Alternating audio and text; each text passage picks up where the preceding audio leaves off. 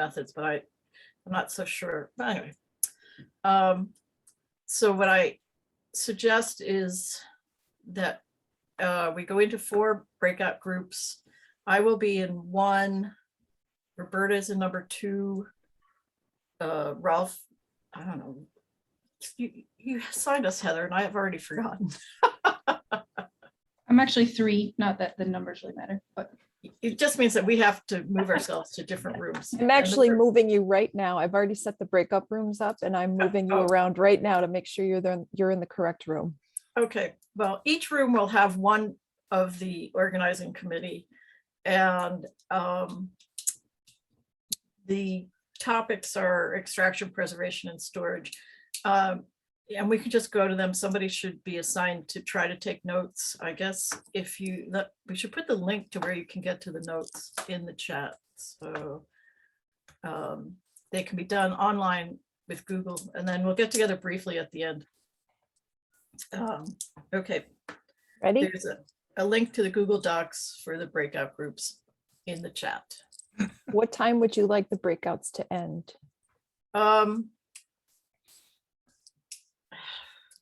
Would you like the full hour, or do you want to?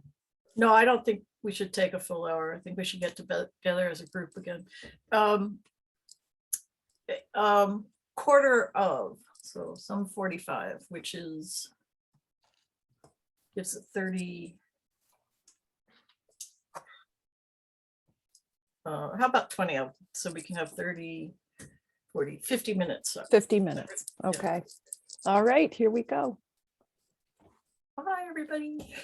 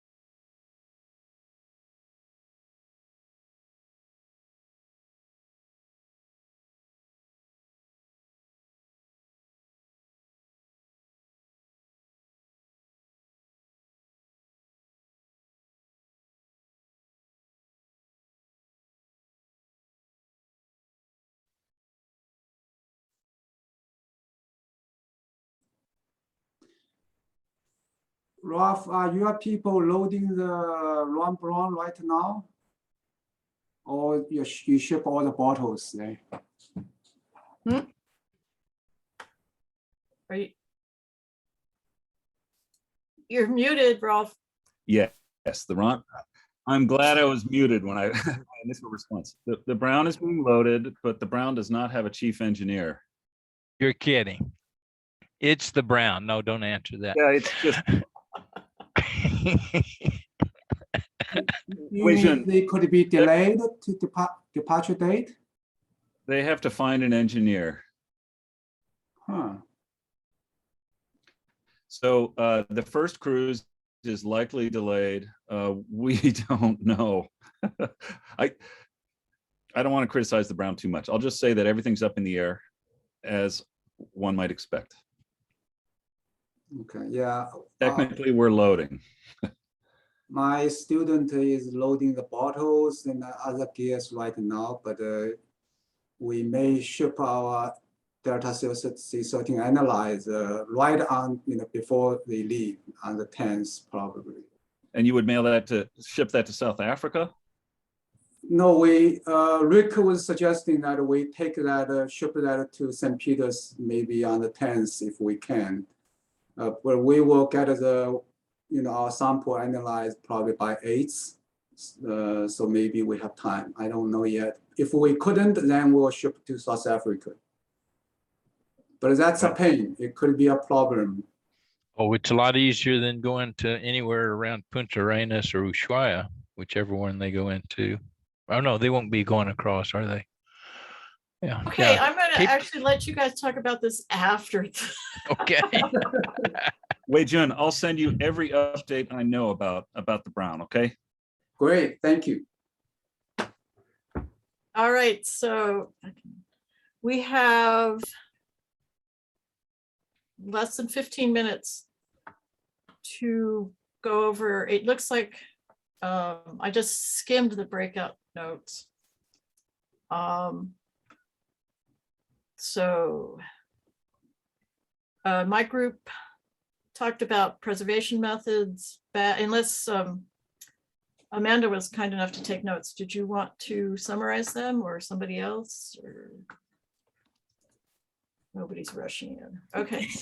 If you want me to, I can. They are your notes. It's probably easier for you to do that. Sure. Okay. So we briefly talked about preservation, the different ideas for how they could be done. Mercuric chloride, acid preservation, freezing, zinc, copper sulfide, and then things like glute. However, glute has carbons, so that would be one tick against it. Apparently there's a paper that's compared different methods for preservation. We think it's Carol Kendall, but we haven't been able to find it. And I don't know if I spelled that name right. But this is something that we could look into more. There's issues with shipping mercuric chloride. So I think there's a general thought that we should stop using mercuric chloride and try to do an alternative. I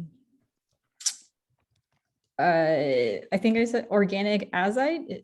Is that what it's called? Sorry. Azide, yes, azide. Did I spell it wrong? Someone can correct me. Yes, I please. spelled it right. I corrected the spelling. It's Okay, thank you. Thanks. But however, you can't use that if you're interested in DOCs, and someone brought up that maybe it's explosive, which would also have issues with shipping. And then for frozen, you can only keep them frozen for up to 6 months. Then we also talked about bags. So Adam is also using bags, though he has seen or knows of, or I can't remember how I think he's seen it maybe, that DIC will sometimes increase and then Delta 13C will go more negative. Even when it's poisoned seawater, it's probably being contaminated by something in the lab where they get persistent bacteria, where over the course of weeks, the DIC could change by 5 to 100 micromole per kilogram. I use new bags only, and I also wash them beforehand. Adam agrees with this. Older bags seem to have issues, best to start fresh. We also talked about standards. I think really the highlight in this section is that the MBS 19 is not available anymore. It's been exhausted. So for anyone who's using that, that is an issue if that's something you want to continue to do. So I guess correct me if I'm wrong, there's new ones coming out or that could be used to replace the MBS 19, and that's IAEA 603 and USGS 44. Yeah, that's right. So they've been out for quite a while. So I was surprised to see so many people still using NBS 19. But yeah, IAEA 603 replaced NBS 19 and USGS 44 replaced LSPEC, which has some CO2 exchange issues with the carbon isotope value. Sorry. Then we talked about sample vessels. So Quay's lab basically only uses 250 milliliter bottles and won't guarantee data basically with sample sizes that are smaller than 250 milliliters. The Sci Lab uses 250 milliliters and 125 milliliters with ground top glass, grease, and rubber bands. I was kind of surprised to hear that NOSAM samples could be stored up to 3 years, which I didn't realize that there was such a long shelf life on some of these samples. The question was brought up whether the grease dried out over those years, and it said no, as long as there weren't bubbles in the grease.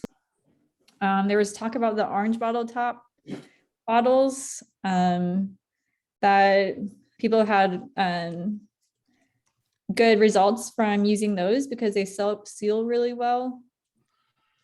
Jennifer Walker did some tests on those and didn't see any issues. Okay, I'm actually going to have to cut you off so other groups get to. Okay, there you There's go. the document that has the rest of the stuff in it. So, but no, thank you very much. So group 2 want to take over?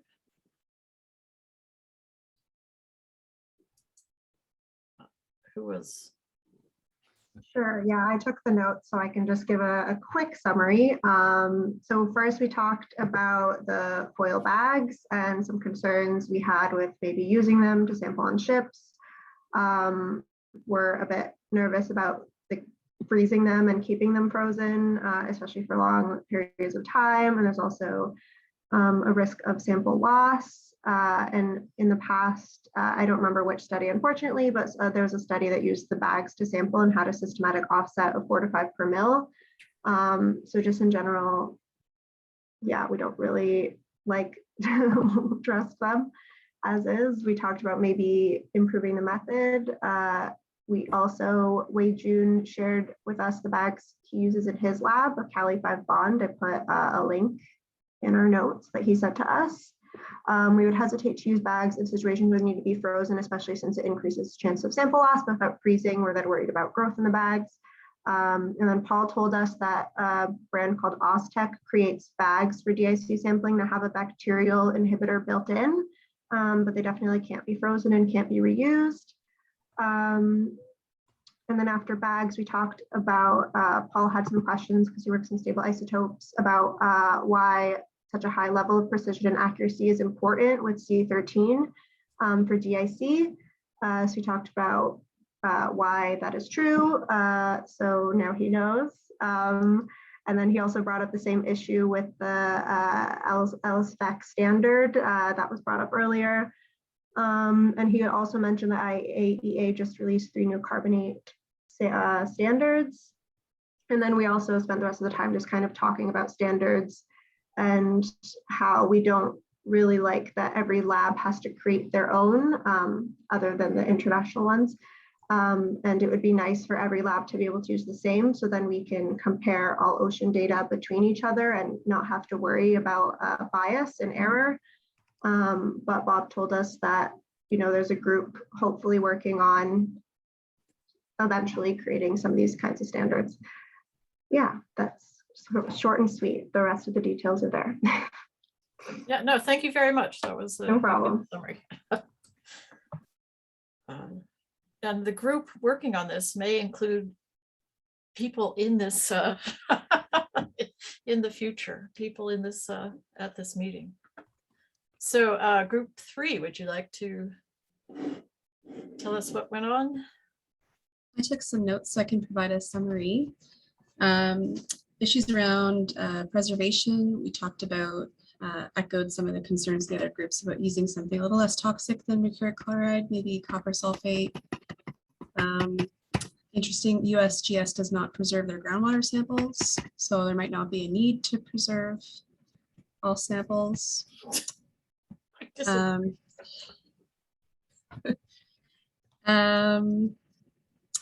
little bit, we were more heavily weighted on the radiocarbon side in our group, but had some comments from the group at Dalhousie for stable isotopes. You've just some explanation about their method with injection on the Picaro for 13C. Issues with water spilling out of the cap and salts crystallizing, resulting in poorly sealed bottles. That was a concern that was brought up. Seem to have better luck with the glass fritted seals. In terms of labs getting to samples at a timely fashion, it's just a challenge in general with large sampling campaigns, which returning from cruises and samples sitting for long periods of time. Talked about sampling and storage guidelines. In terms of standards, I poked a little bit more about their C14 groundwater that NOSAM uses and the logistics around collecting that in the field every couple of years. So that's a challenge with keeping good reference materials, making sure it's fresh. I know NOSAM's is, they talked about doing for their modern standard, pumping seawater into their facility into a keg, preserving it and keeping it, the headspace clean with argon gas, and then running that sample every week to have a time series to see how long it does, how well it does in terms of long-term storage. Talk about internal references. So yeah, there's just no real consensus on global references. We had Jason Waters from NIST in our group, so we poked him about what future carbonate or carbon references might look like. So this is something that they're interested in exploring.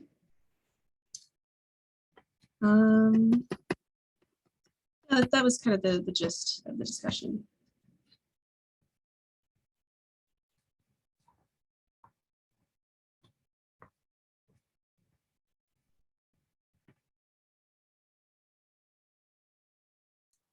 Thank you. And seems like we all touched on a lot of similar stuff, but breakout group 4, I see Ralph was not good at soliciting people to take notes for him. So. But you're on, Ralph. So we had most of our discussion time was actually spent on preservation issues.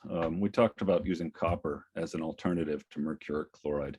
And the number one reason that we want to do that in the future is it's hard to get rid of all this mercury contaminated water when you're done, not to mention the prospect of spills and getting the mercuric chloride to the ship. So far, we've been relying on the DIC groups on the same cruises to transport that. If they go away from mercuric chloride, we likely will have to as well. So we talked a little bit about preservation techniques. We talked for a while about, are they Mylar bags, about those sample bags that can be frozen? And it was summarized well by somebody in the group that the bags probably aren't worth it in terms of the expense and the questionable shelf life of those samples, because we know that the glass samples for C13 at least are stable for years. And the complications with sampling with those bags where you don't actually know if there are bubbles. If you're measuring radiocarbon, you might be okay because any fractionation occurring is normalized for. But for C13 analysis, it seems risky, or at least needs to be demonstrated that the bags can work. I actually took notes on a piece of paper, so I must be the oldest note taker here. We talked also about headspace versus equilibrator versus sparging techniques, and talked for a little while about how important it is to get quantitative extraction when you're sparging or equilibrating with a sample, especially for the C13 measurements, but not necessarily for radiocarbon. And that's that would be an executive summary or a brief summary of our group. But I was lucky that I had two people from NOSAMS in my group, so I didn't really have to do much steering. There were some pretty good organizing. So if you guys want to weigh in, that'd be great. Or anybody else. So we also, go ahead. Just one thought was that these methods for collection, if there was any future testing to be done, could possibly be incorporated in. I mean, it seems like there could be one giant Niskin collection that went into these different collection types, and some sort of test could be designed around that. That might be useful for the community. We also discussed people having used copper sulfate, and I, on the fly, dragged up a paper that said that although copper sulfate has previously been used, this is a USGS publication. This is no longer recommended due to the possibility of precipitation of a copper carbonate phase at higher DIC concentrations. So, which, and I am not good at converting 30 ppm to millimoles per kilogram, but so they said concentrations higher than 30 ppm, which I think is a lot higher than 2 millimoles per kilogram. But so, you know, there'd have to be a lot of thought put into switching to copper sulfate.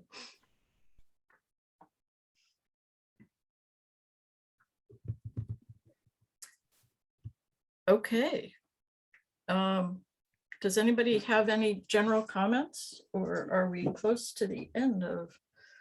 I'm not good at synthesizing on the fly. I'll try to think about this stuff and see what it may not happen before the end of the conference, what the general concerns are as we go forward. I think it shows that there are a lot of issues. There's a lot of different methods, which is good. More than one way to catch a mouse. And it leads to the fact that interlaboratory comparison experiments are something that we need to look forward to, which I think will be touched on tomorrow. And I don't know. Please chime in or put something in the chat if you'd like to say anything more about what happened this week. Well, it is this week because it's only Monday. Otherwise, might be time for the raffle. I was amazed, Dan, that there was a factor of 10 difference in sample sizes. Yes. Yeah, we were discussing what the optimal sample size is and what you could do to test. Because I mean, the AMS needs like nothing compared to, but the carbon system may dictate that you have to be more cautious. Well, will dictate, depending on a number of factors. So Bob just asked me if we have sample from the Gulf of Mexico, and we actually have still 1,300 sample we brought back with 250 milliliter bottle. Our delta C13 analysis will only use maybe 20 or 10, 20 milliliter. So we have water left. If the C13 community is interested, maybe we can donate that water to you. Yeah, for C14 analysis. Yeah, for 14. Yeah. It could be used for either, yeah.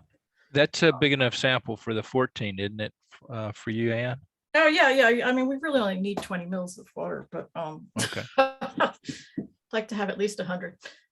So yeah, we have half of that. We dumped some because we need to use a bottle, so you can speak with Amanda and for the California current system sample. all right. Thank you for the offer. We will put that in the list of things to discuss as we go forward. Okay, Heather, you're on.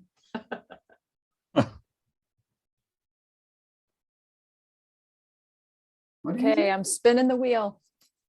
This is a wheel that has everyone on the participant list, and I'm going to spin it until we get somebody who's actually here, because you have to be here to get a prize. And if you win today, you need to email one of us organizers with your address so we can send you surprise OCB swag.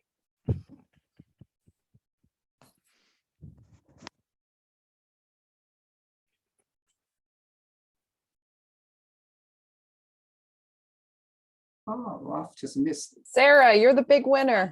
And I know you're still here because you reported out. So So even if she's not, she can. Sarah, please send us your address and we'll make sure you get your goodies. Thank you. I love free swag. All right. Thank you, everybody. And we'll see you tomorrow. Yep. Do the conveners want to stay on just for a little brief? Sure. Thank you, everyone. Thanks a lot. Thank you. Have a good evening.